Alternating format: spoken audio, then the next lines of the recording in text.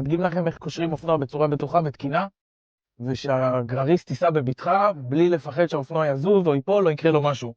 דבר ראשון שאנחנו עושים, אנחנו קושרים את האופנוע על הבולמים, רצועה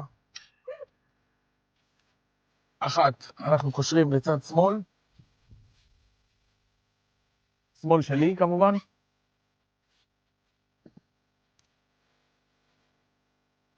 אחרי שסיימנו להדק פה, אנחנו עוברים בצד השני.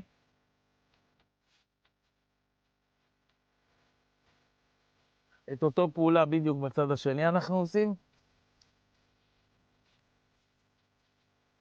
עכשיו ברגע שאנחנו נקשור פה,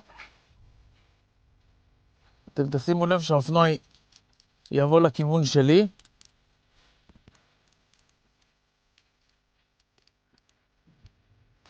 באופנוע לא כמו ברייזר, אנחנו קושרים 3 נקודות ועוד נקודה מאחורה. השלטה של האופנוע.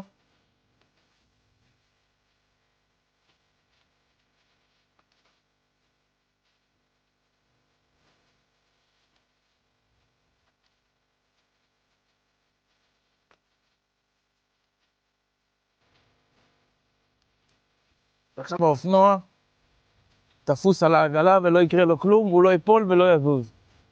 אז שיהיה לנו נסיעה טובה ובטוחה.